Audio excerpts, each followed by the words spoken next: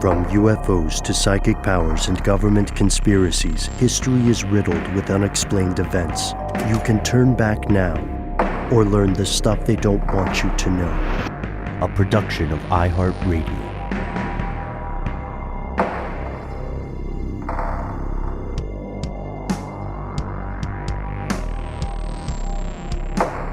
Hello, welcome back to the show. My name is Matt. My name is Noel. They call me Ben. We are joined, as always, with our super producer, Paul Mission Control Decant. Most importantly, you are here, and that makes this stuff they don't want you to know. Crucial disclaimer for this episode. Nothing we talk about in today's show is medical advice, and it should not be mistaken for such. Could it be mistaken as spiritual advice? Or maybe we should disclaim that too. That's all in the eye of the beholder, I suppose, right? True. Yeah, the stance of this show has always been that your spirituality is your own, so we would never dispense spiritual advice either. But to the point about medical advice, the reason we're saying this at the top of the show is that at some point in every single person's life, no matter who you are, your health becomes your number one priority. Princes, princesses, and paupers alike. And when people are beset by chronic, debilitating, or terminal conditions, we often turn to any possible avenue in search of a cure. In the US, the healthcare system also forces many, many residents to seek out alternative medicine simply due to the fact that traditional medical care can be enormously expensive. And for other people, the alternative care route is already seen as somehow more reliable, or at the very least less dangerous than established medical practice. One of the oldest, most common forms of early medicine comes from the ancient days of religion and what we today call science and ritual and procedure, back when all these things were lumped into a single entity, when medicine, such as it was less a matter of science and more a matter of faith. So today's question, what is faith healing? What is the laying on of hands? Here are the facts. Yeah, I mean, the laying on of hands beyond the notion of, I think the image that a lot of us conjure when we hear the term faith healing of somebody in a position of leadership in a church, taking their hands and laying them on someone and healing the sick, or the idea of, Jesus laying his hands on Lazarus and curing him of his leprosy or what have you, restoring sight to the blind and the like. But laying on of hands is a lot more than that. I mean, it's in the Christian tradition. It is a form of transmitting blessings and sort of being a conduit for God's message or God's kind of power, I guess, depending on who you talk to. But it is something that is in the Bible and is a very basic tenet of the Christian faith. It's one that people often overlook. So what is the laying on of hands in the genre of faith healing, that term being an umbrella term for kind of rituals and practices meant to create some sort of divine or supernatural result in, like I said, healing someone's physical, psychological, or spiritual malady. Some other examples can include things like visiting a shrine in other faiths or religious site, some sort of pilgrimage, doing a group prayer, channeling this kind of spiritual energy in a group, incantations, contact with an artifact, a sacred relic, and so on. And again, this is beyond the Christian faith. I mean, that's the term they use, but it's been around for thousands and thousands of years, right? Yeah, absolutely. It's been used in organized religion and I guess more traditional religions that go, like, as you said, far beyond.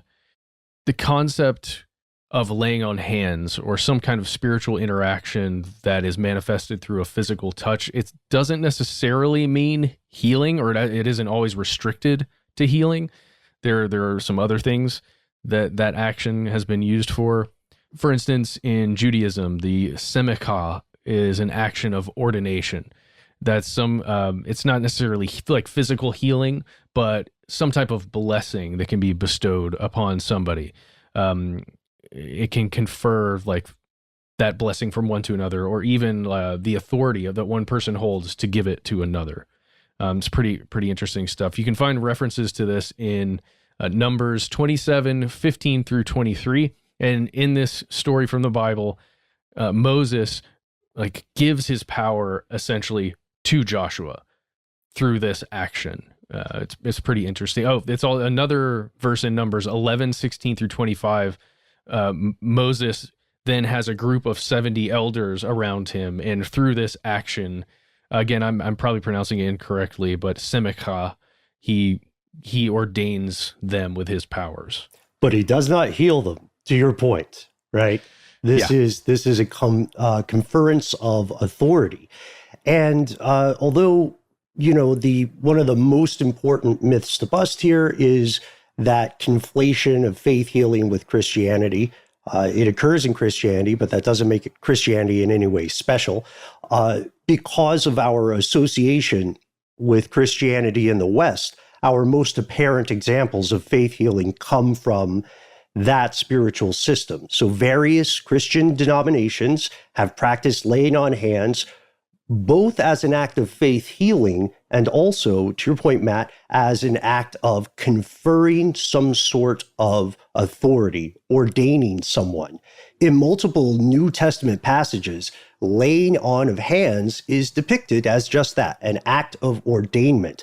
And in Pentecostal churches, especially in recent years or in recent eras, this act, accompanied by prayer, is considered a crucial component of faith healing. You'll also see that it's not uncommon in charismatic churches, often associated with a single individual mortal personality who has some sort of distinct, unique connection to the divine. Again, whatever that divinity may be.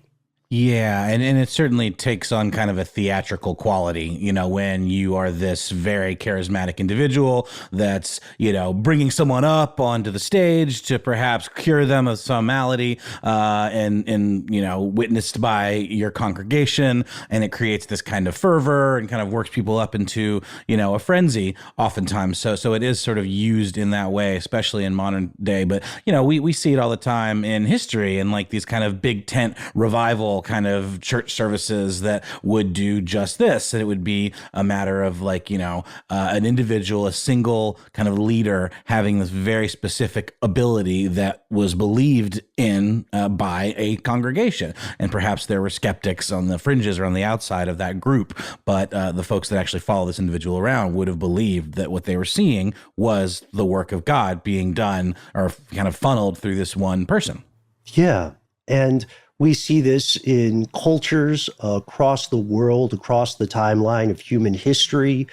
For instance, it's present in some form in the Navajo spiritual system. But, and this might surprise people, it's one of my favorite things about this, it was also a secular power for a very long time, back when the notion of the right to rule was also tied up with the notion of religion. For centuries, French and English monarchs would practice something called the royal touch. The royal touch is what it sounds like. They would deign to touch their subjects, and this would be perceived as a means of treating a disease. They started out with any old condition that caught their eye. Just like a celebrity on Twitter. If you're a peasant and you have a condition and you catch the king or the queen on a good day, then they may lay hands on you. They may royally touch you. And, your chances of being cured, it would assume, would rise.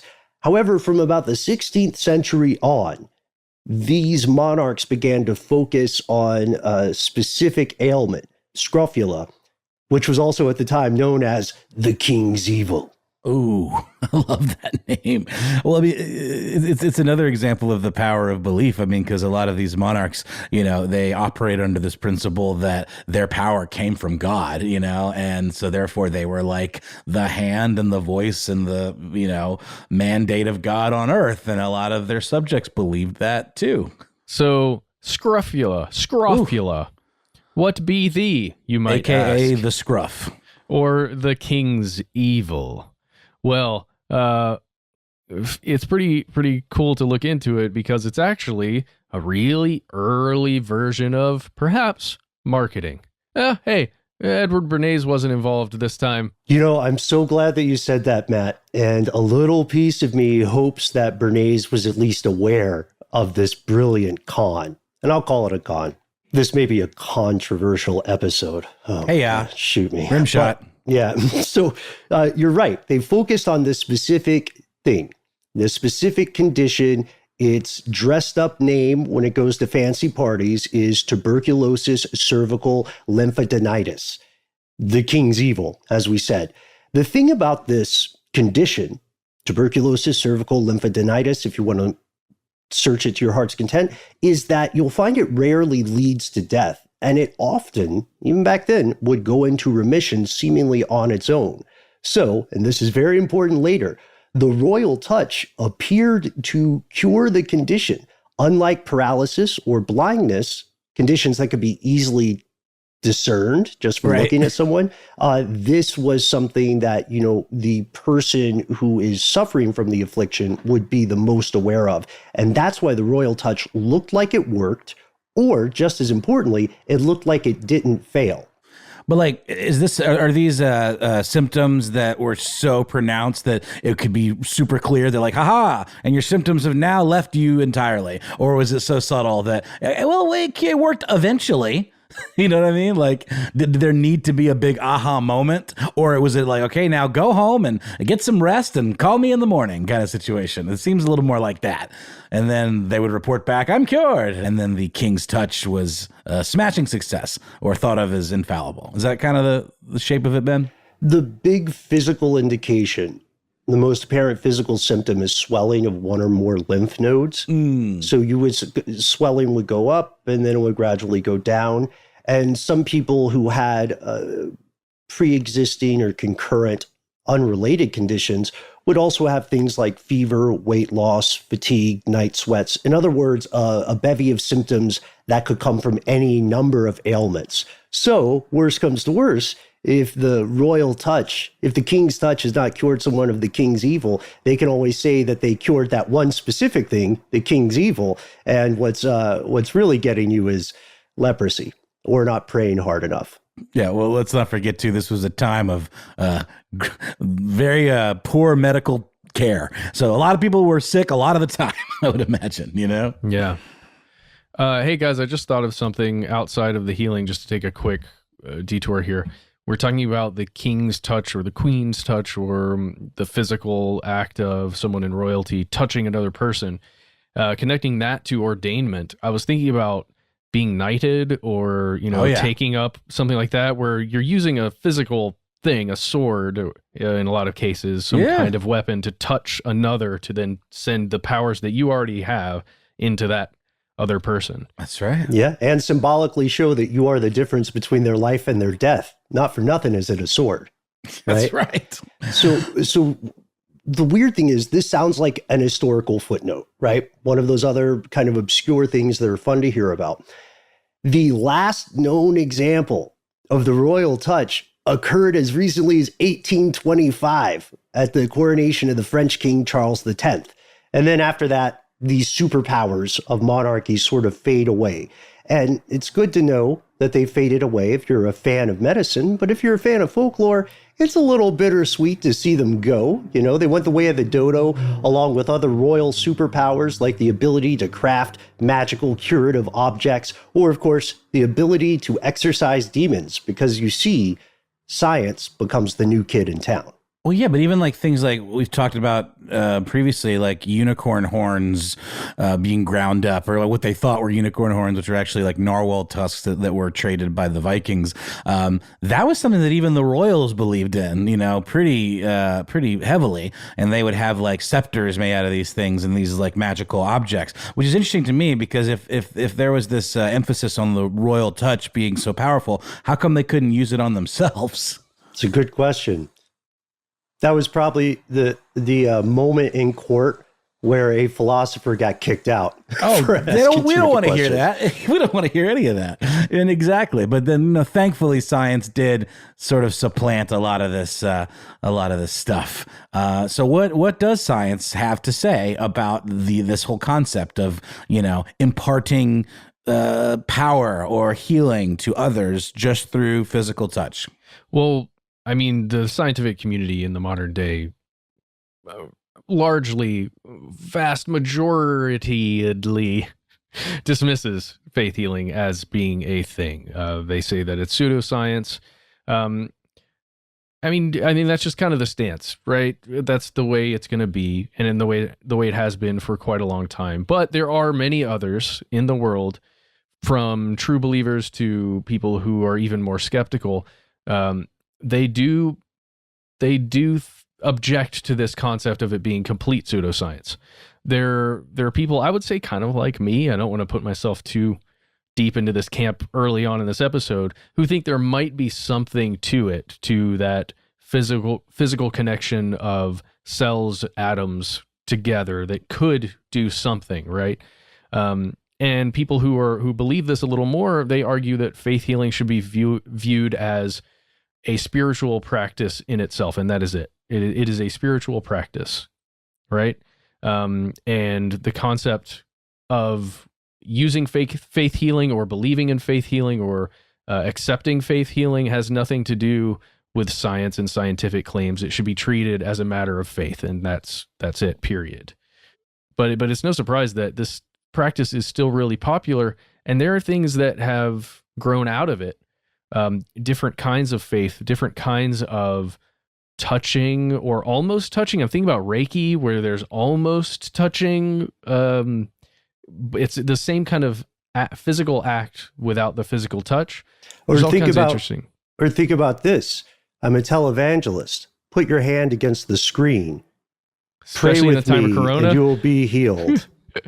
That's for folks watching the video there. Oh man, I felt it hard, Ben. But the flip side of this is, like, if you can heal somebody like this, can you also harm somebody like this? Could I manifest like cancer into you, my enemy, or at the very least, I mean, isn't this sort of like a reverse curse almost? I don't want to derail us too much, but it feels like there ought to be a flip side. If you believe in the one, shouldn't you believe in the other? You know, I don't know. The left-hand path. Yeah. It's another episode and one we should do. I think that's a fantastic idea. Actually, I'm going to write that down. Yeah. If one exists, then the other would have to, right? Well, that's what our various philosophical schools tell us. And that makes that future episode even more chilling for reasons that will soon become apparent. Yeah. In many parts of the world, we have to remember, even in 2020, millions and millions of people have no realistic access to modern medical care. And overwhelming evidence proves that, all things being equal, a patient will tend to be much better off with a doctor than with a priest. The vast majority of spiritual authorities these days, with some notable exceptions, welcome the practice of modern medicine. They do not see it as conflicting with their personal beliefs. Please, say religious authorities, go to a doctor. Pray and, go to the doctor. So the question then is, why does faith healing persist? More importantly, why are so many people convinced that it works? We'll tell you after a word from our sponsor. Has this ever happened to you? Please, sir, heal my grievous wounds. Well, my son, I want to, but I have so many other people to heal, and I've only got these 2 hands. It's a problem familiar to any working faith healer. You've got money rolling in, you've got a line of desperate people out the front door of the revival or local megachurch, but how are you to get to everyone's bank account in time? But, sir, can't you just pray for more hands? Pray to God for more hands. If only I could, my son. If only I could. Why pray to God when you can thank Many Hand, the newest product from Illumination Global Unlimited, guaranteed to revolutionize the faith healing industry? Are these gloves with a bunch of other plastic hands attached to them? That's right. Don't overthink it. Just slip on these convenient vented gloves and let Many Hand's warm skin helping hands instantly quadruple your output and your income. Wow, it feels like you're touching me with a real hand. Our patented adjustable distance technology means you can lay hands on up to 8 patients, at once, as long as they're properly positioned. Amazing. I'm touching you, and you, and you. And me, mister, and me. Do you feel it, my son? Do you feel the power of the divine? Hang on, let me just adjust my glove here. I feel it all right. I feel something, and that's good enough for me. And that's good enough for God. Wink. Yes, put away those tiresome obstacles to spiritual fame and financial success with many hands. Available now at a disreputable house of worship or department store near you. Rated 8 of 8. Simultaneous high fives by faith healers across the globe. Note, many hands bears no responsibility for lack of actual medicine, dizziness, euphoria, dropsy, cropsy, itchy palms, microplastic inhalation, the nihilistic dread of swindling the ill and the dying, endocrine malfunction, rhythmic diarrhea, earworms, tapeworms, hookworms, laundry expenses, and any fees associated with court costs or legal rulings. Manyhand is a subsidiary of Illumination Global Unlimited. Wow, they're back. One of our first sponsors. Yeah, they are. Yep. And boy, are they helpful, giving those products to us that we just need so badly. That was such a great ad break. Let's take another one. Here's a word from our sponsors.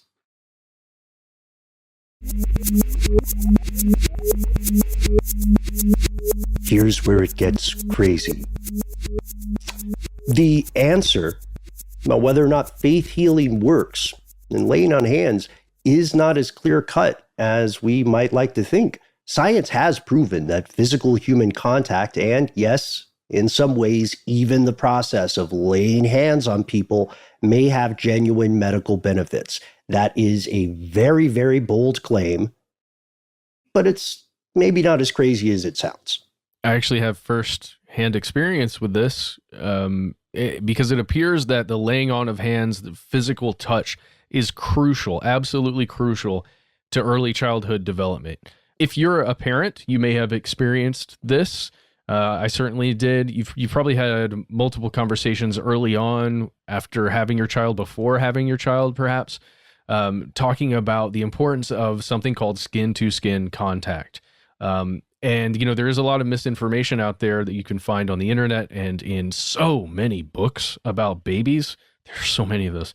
But it does seem to be very important, and it appears to be important, at least in our case with my son and my wife, where that immediate skin-to-skin contact was very much encouraged by everyone around us, and we were told to do this prior to having the baby. But also, it was good for, I would say, for me to have like my child touch my skin and like the scents, and it's one of those weird things that feels like it goes beyond science, but in reality, it does seem to be things that are very scientific, like the very animalistic, almost like the scent, the touch, the tactile feel, the warmth, the sounds. It's fascinating stuff. Matt, did you notice a line item on your hospital bill for skin-to-skin contact? Yes, I did. Wow. That's a real thing? That's a real thing. Wow. They charge you for like the act of, it's like it's a service they're providing, but it's basically just taking the baby and giving it to you. But really quickly though, Matt, it's also important for bonding. We've seen scientific studies with like animals where that's, what was the study with the wire monkey versus like the actual real mom, touch it like with a newborn baby monkey given contact with this like wire monkey, and then the ones that actually were able to be, skin to skin nurtured by the real mother. And there was, the bond was crucial. And that's something that I think is important with humans as well. Yeah, it reminds me of the infamous Romanian orphanage studies that show there are lasting developmental effects based on the amount of interaction a very, very young human has with an adult. There's a professor of developmental psychology at St. Francis Xavier University in Nova Scotia. Her name is Anne Bigelow. And she says, she agrees with you, Matt, that the science is there and it's compelling. With your point, Noel, about emotional bonding, it's proven that babies who have this skin-to-skin contact do appear to cry less. They have more restful sleep. And additionally, the practice can benefit the parents. It reduces levels of stress in the parent, the caregiver. It reduces levels of depression. And it does this by releasing oxytocin. There is neurochemical science here And of course, that helps with bonding on an emotional level. You can kind of envision the positive feedback loop. I feel calmer when I hold my child. My child also feels calmer because they're picking up, my vibes, for a super scientific term. And this works with fathers as well. Really quickly, the thing I was talking about, the experiment that I was referencing was the Harlow monkey experiments, and it wasn't with the real mother ever. It was one monkey surrogate was made of wire and provided nourishment, and the other one was made of soft terry cloth and felt much more like a real mother kind of experience and didn't provide nourishment. And that was the more important bond than the one that felt less motherly and cuddly. It proved that was a more important connection than even the providing of food. I just want to say that study is messed up. Oh, all of this guy's studies were. This guy's an awful person. Whoa. Harlow. Yeah. Big, very, very bad reputation in the scientific community. I'm imagining it being done to humans and just what that would actually look like. And I'm horrified. And now I kind of want to write something about it. Mm-hmm. I'm sure it happened, but maybe without the veneer of scientific experimentation. Humans are so messed up, and there's so many of us, and we've been around for a pretty long time. So, yeah, one of us did something like that easily. Yeah. Well, speaking of psychologically being messed up or okay, let's talk about the psychological effects of the stuff we're talking about, skin-to-skin connection. Yeah, we know that there is something that babies can innately sense about a human caregiver. And this is part of why I imagine the Harlow experiment occurs with another primate, right? Because that's something you can get closer and closer to human comparison with. This is proven, and as you said, Matt, there are a plethora of books about this. I am using the word correctly. I feel like there are too many, but we know that relationship is real. That is a situation where laying on hands or skin-to-skin contact does matter. And if you are a mother, shortly after you give birth, you get a couple of superpowers related directly to this. You'll find that the temperature of the skin in your chest area is a degree or two higher than the temperature of the skin across the rest of your body. This makes a natural kind of like warming, cradling area for your kiddo. And additionally, your body, as a recent mother, can also thermoregulate the child. If the baby's if the baby's temperature rises, yours goes down in response. That's fascinating, yeah, but it's also not quite the same thing as laying hands on someone to heal an injury or a condition. To talk about that, we have to talk about being healed versus feeling healed. We have to introduce the placebo effect. Mm-hmm. We sure do. And again, like I always kind of lump these two in together. The placebo effect is a very measurable metric of the power of belief. The idea of actually being healed versus feeling like you're healed. And a lot of that has to do with your belief in the individual that is imparting this, either medicine or touch or something bigger, whether it's some kind of ritual or, whatever it might be, some sort of holistic approach. There's a lot of power of belief and placebo effect tied up with some of that kind of stuff too. And that's lumped into the realm of pseudoscience, like the idea of colloidal silver or certain, kind of medicinal herbs or what have you that maybe people swear by, and they swear that it changes their entire life when they take witch hazel, but then science maybe says, well, the jury's still out on that. But faith healing operates, as the name implies, on faith. And thus, from a scientific perspective, you can't measure faith. Faith is a very individualistic thing. It is a very personal thing. So that makes it a non-starter scientifically because it's not measurable. Faith is by nature, it's an unexplained, dare we say, kind of magical and ephemeral thing that's incomprehensible in the realms of science, which relies on scientific measurements and being able to objectively compare two different things and the effects. So it can't be weighed, can't be measured. You can't, mete it out in doses like you can drugs or pharmaceuticals, et cetera. It's just a completely different universe than science or medicine. And there's certainly no shortage of individuals who believe they themselves have been healed, or they know someone who has been healed through faith alone, through the laying of hands, through the touch of God, or someone, manifesting God's power through them. And I mean, it's amazing. And it's actually really cool to read a lot of these stories. It's a hopeful thing to go down that pathway, but those personal anecdotes don't add up to real evidence, at least scientific evidence, unfortunately. And it's not going to satisfy those listening right now who are more skeptical. Yeah. And that doesn't mean that anyone is automatically wrong. That means that we have to do our due diligence and investigate it, right? So faith healing, when it appears to work, there are very compelling cases where it appears that something happened. When this appears to work, it may be one of the earliest examples in humanity of what we call the placebo effect. Record scratch.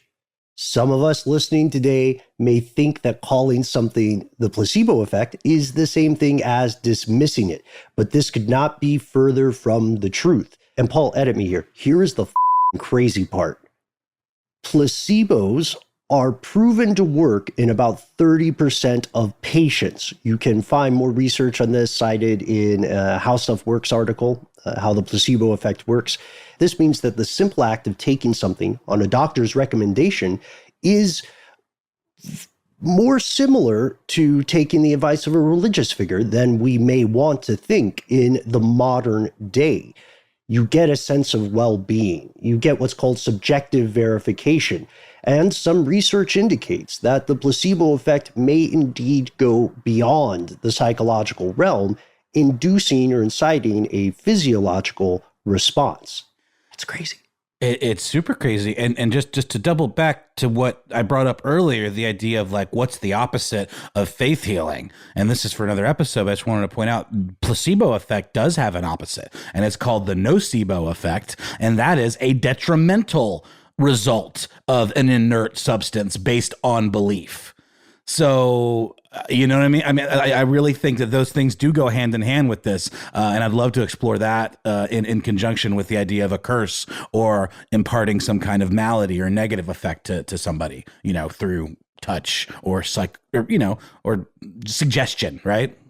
So there are multiple studies that confirm the efficacy of the placebo effect. Oh, and I do want to mention, just for the Latin nerds, placebo is Latin for I will please.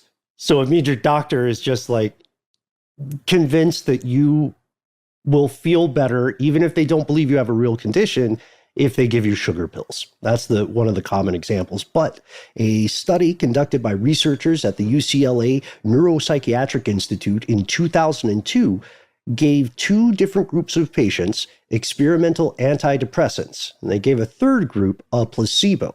And after several weeks of taking these pills, the real ones and the placebo version, each group's brain activity was measured using EEGs. The patients who had been on the placebo and also reported a positive effect, I feel less depressed, in other words, they showed a greater increase of brain activity than the people who had responded well to the actual drug.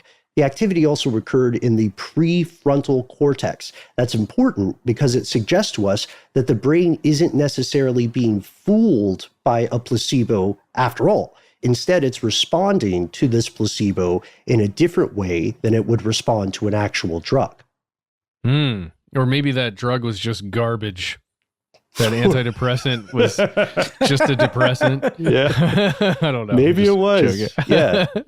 But then you can see that, there's some other excellent research, a 2004 study at the University of Michigan that shows placebo effect has some relationship with endorphins, your brain's natural pain relievers. And so when you do brain scans, or when they did in this study, and you see someone given a placebo, then what you'll see is that their brain activity will change, particularly in their opioid receptors, which receive endorphins. And there will also be activity in areas relating to processing and responding to pain. It is then scientifically proven that the mere expectation of pain relief caused the brain's pain relief system to activate. And that means it works. And that also means that the important part of why it works hinges on our perception.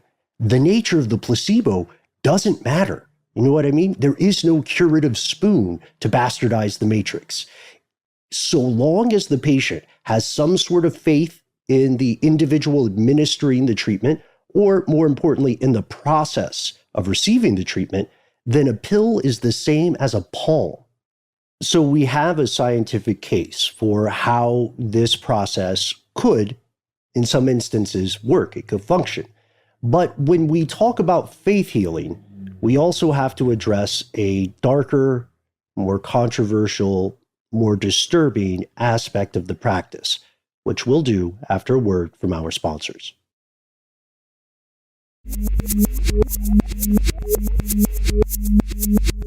We've returned.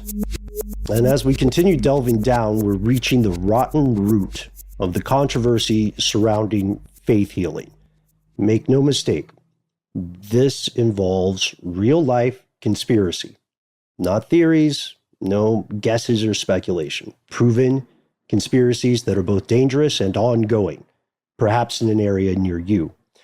Sadly, one of the most common insidious conspiracies surrounding faith healing involves con artists, by which we mean people who know they cannot cure cancer through the power of their physical touch or connection with the divine, but will gladly pretend to cure anything you want, so long as the price is right. Yeah, it's very true. You may remember from a previous episode we did on televangelists. There's quite a bit of crossover in this episode and that episode. And, you know, one person that I don't think we mentioned in that episode, guys, correct me if I'm wrong, is someone known as Marjo. We did not. I went back and checked. Yeah. Okay, cool. So Marjo, the name, by the way, is Mary and Joseph portmanteaued, shoved together there. It's not really portmanteaued, but it's shoved together at least. Marjo is the name of a boy, or at the time, a very young boy. I believe he was 4 years old when he got his start as a preacher. At least that's when he got his start, when his parents began putting him in front of executives in media and other industries saying, "Hey, let me introduce you to our son, Marjo." And he would go in and recite passages from the Bible. He began preaching, I think at the age 6. Maybe he was even younger than that when he was out giving sermons to enraptured audiences, hanging on to his every word. By the way, it's Marjo Gortner. That's the person's name. And there is a documentary that you can check out. The one that I was able to actually find was titled The Story of Marjo. I was able to find that on Vimeo if you're interested in checking it out. It's about an hour and a half, hour 20 something. And it goes over the entire life story of this child who grew up doing this, pretty much forced by his family. I mean, anytime your child is young as he was at the time, your guardian or your family is going to have a lot of say in what you do and do not do. And in this case, it was his family that pressured him to continue doing things like this. I think he married. I know he started marrying people around the age of 4 or 5. Like he was officiating sermons. But it continued and continued in, I would say, an evolution of a snowball that was rolling down a hill that was pushed by his parents. By the end, or towards the middle, he was laying hands on people. Like huge, essentially tent style revivals where there are just hundreds and hundreds of people, and he would go around and touch people, where people would look like they're having a seizure in at least the televised or the recorded versions of it, where people would claim to be healed by him, where he and his parents were making those kinds of claims. And here's the problem. He came forward a little bit later in his life and essentially rejected everything that he had done because he felt very bad, at least according to what I've read, that all of this stuff was a sham. And it was a show that they were putting on. And people were getting, essentially, he said that people were getting hurt, and he felt terrible about it.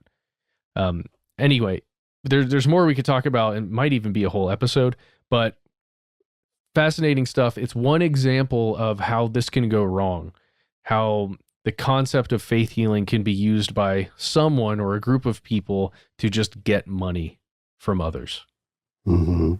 And then we have other examples, such as stage acts like Peter Popoff, spelled like it sounds, who claimed to get messages from the divine. This is unfortunately a common grift. He was actually getting information from his wife and co-conspirator, who was sending it to him via a pretty modest headpiece. And they would collect this information when people wrote about their lives on these index cards as they entered the grift. So there are also some things that appear to be cures because the condition itself was incorrectly diagnosed.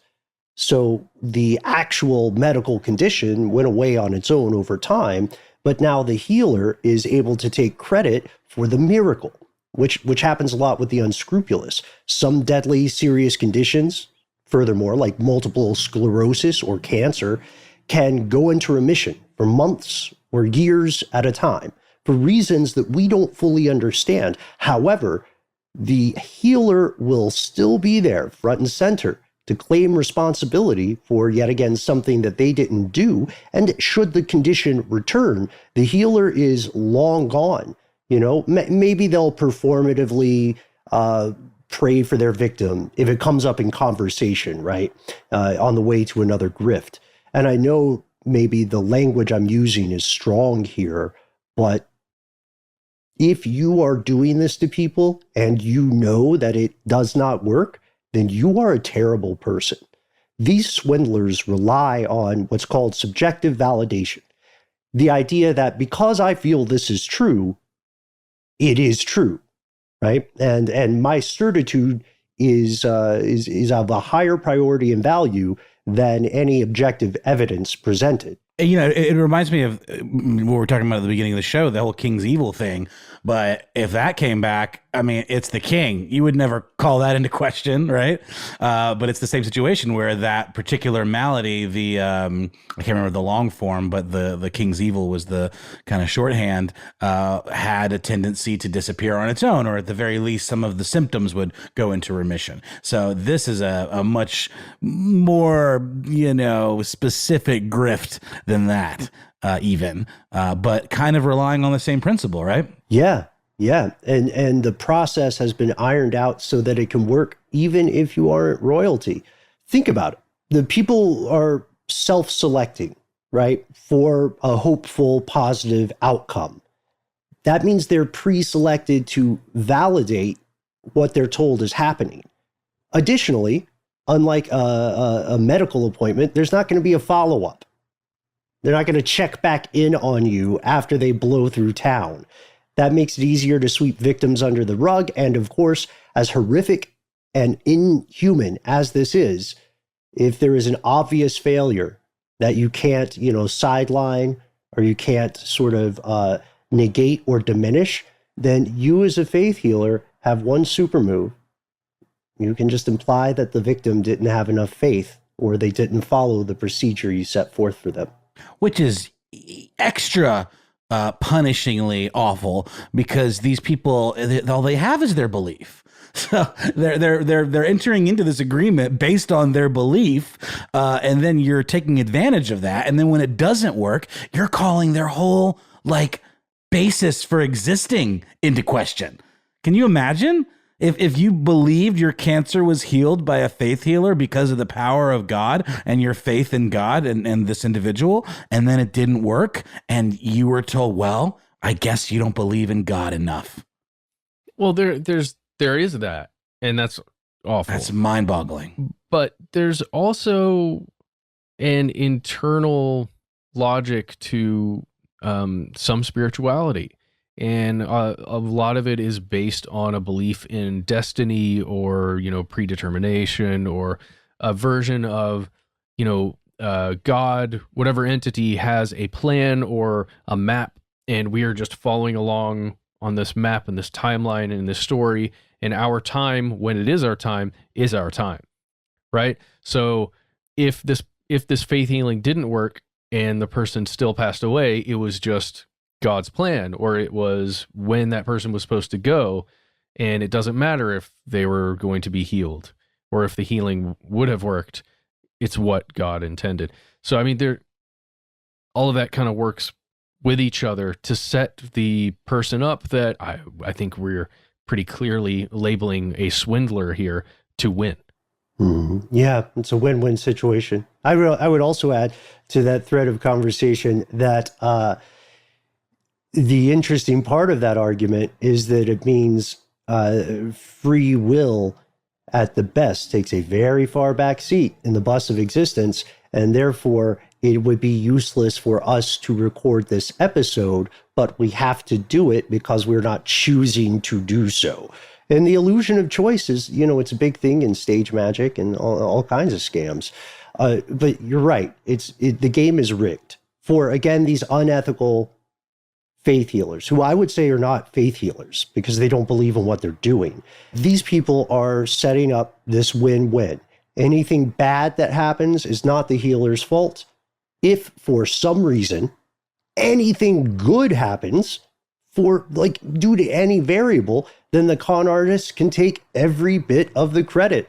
And then, of course, if they're super good at their job, they'll make sure to pay a little lip service to a divine being that they probably don't believe in, just because that keeps the show going. It's kind of a kayfabe sort of thing.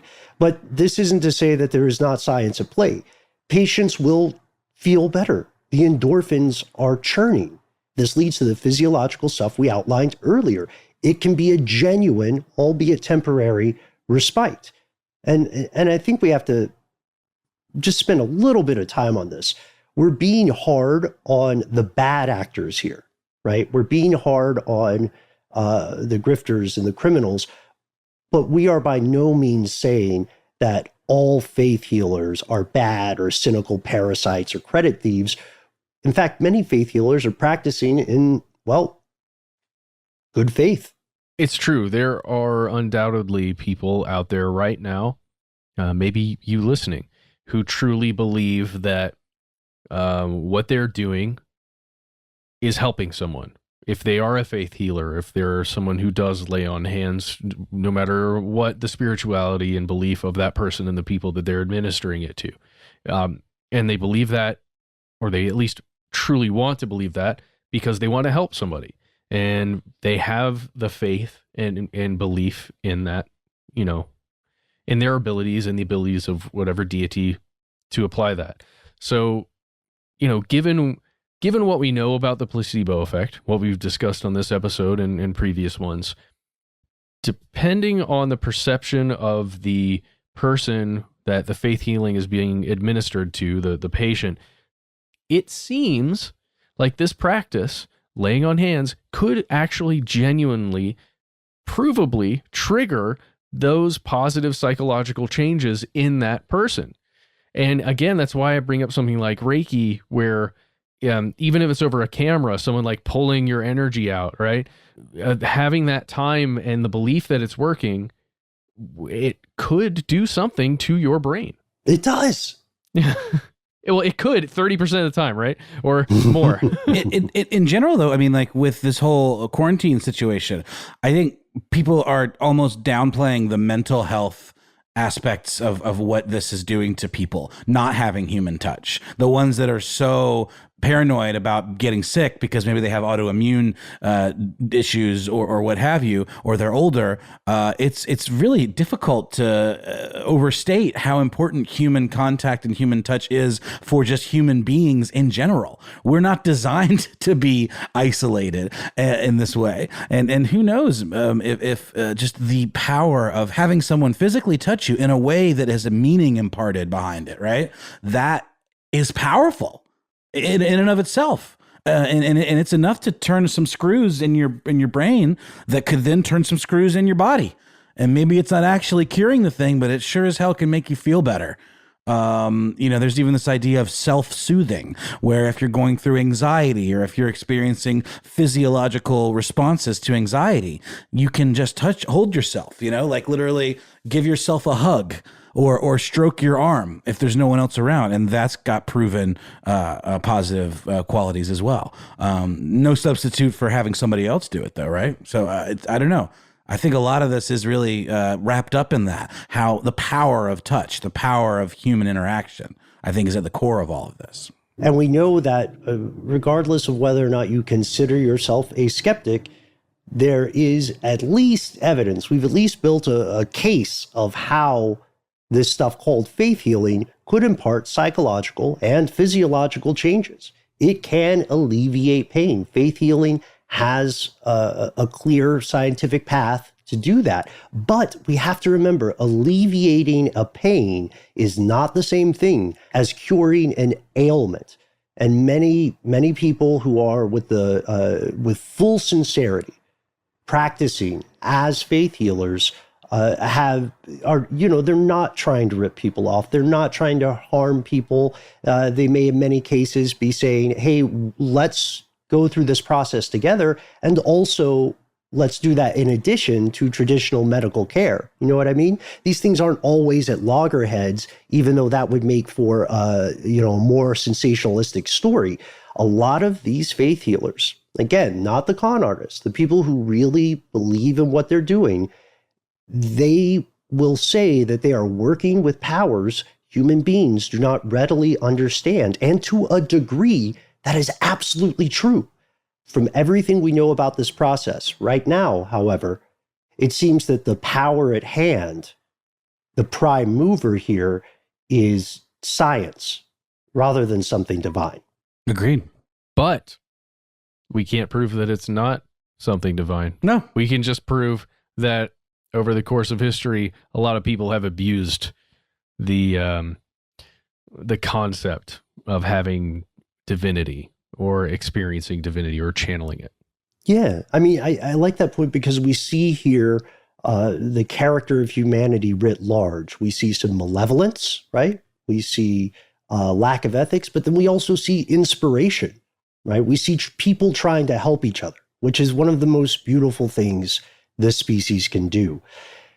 And we know that as we always say, when we're addressing matters of faith, we're showing that faith does have a scientific impact on individual human life. Like another thing would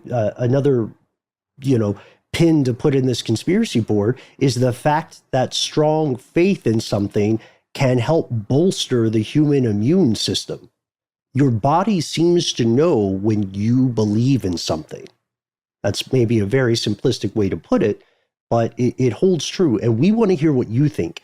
Have you or someone you know experienced firsthand, I'll stop, faith healing that appeared to work, right? And do you believe this can be explained through something like the placebo effect or, to your earlier point, Noel, the power we feel, the way our bodies and our hormones and our endocrine systems respond to human contact? What do you think about some of the research here? Do you think that science maybe should not attempt to explain faith healing? Should it exist separately? Well, like should, right? Is this something that, I don't know, man. Like it's one of those things where it's like, aren't some things better left to the realm of the metaphysical as opposed to trying to like explain them with science? I don't know. Like I think some things about religion are wrapped up in the placebo effect to me in general. They can make you feel better even if what you're quote unquote believing in isn't provable. That's what faith is, right? So I mean, like, do we want science to explain whether there is or isn't a God? Doesn't that kind of fly in the face of the whole concept of faith? That's the whole point of science. Proving if there is or is not some invisible hand guiding everything. Then science is kind of a buzzkill sometimes. Like, I don't know. Like, I'm not a religious person. I'm not. But I would consider myself a spiritual person. And I don't know that I need science to put that in a box for me. I don't know. Like, I'd be interested to hear what listeners, what you folks think. And it also reminds me of Arthur C. Clarke's famous quote, any sufficiently advanced technology, we'll just insert science here, may be indistinguishable from magic. It also reminds me, for anybody who is interested in the intersection between technology and the divine, if you have not read it yet, and you have a spare 10 minutes, sometime after you listen to this, please check out The 9 Billion Names of God. It's a short story. I won't spoil the ending, but it is just chef's kiss, top-notch reading. And while you're on the internet, let us know about your take on some of these questions we post. You can find us all over the place, except on a couple of LiveJournal. It's just, they got too popular. They won't answer our emails. You guys, we got a message about Pinterest. We got educated. Are we being shamed? Are we being Pinterest shamed? No. It was very kind, actually, about, hey, here's exactly what Pinterest is and what you use it for and how I use it. And thanks for writing in on that one, because I, too, remember the days when access to Pinterest was a pretty exclusive thing. There was sort of a digital velvet rope around it. That's Catherine, by the way. Thanks, Catherine. Yeah, thank you, Catherine. So you can find us at the dive bars and gin joints of the internet, Facebook, Twitter, Instagram. You can find us on Facebook and Twitter as Conspiracy Stuff. We're on Instagram as Conspiracy Stuff Show. If you wish, you can also find us as individuals on social media. I am on Instagram at HowNowNoelBrown. I am at MattFrederick_iHeart. And a special shout out to all the ASMR artists out there. Thanks for helping us all get to sleep easier and comforting us in these lonely times with your virtual faith healing and Reiki sessions that I looked at for this episode. And of course, special thanks to our fellow listeners who write in every so often to say, love your show. It helps us fall asleep. That's one of my favorites. Yeah. You can find me Twitter at Ben Bolin, HSW. What's the HSW for? Longtime listeners, you know. You can also find me on Instagram at Ben Bolin, but I hate social media. You say, shaking your fist at the sky. I have no faith that there's a salve for that. I'm a phone call person. Well, you are in luck. Our number is 1-833-STDWYTK. Leave us a message, exactly what you want to say, anything you want to say, everything. You can have a musical soundtrack, although we probably can't play that in the background because we wouldn't be able to afford the rights. Unless you're playing the music and it's your own original score and you send us a license agreement, it'll get complicated. Or if it's public domain, that's cool too. You can just hum it, or whatever. Play it on the kazoo. Or just use your voice. Whatever you want to do, give us a call. If you don't want to do that, you can always give us an old-fashioned email. We are conspiracy@iHeartRadio.com.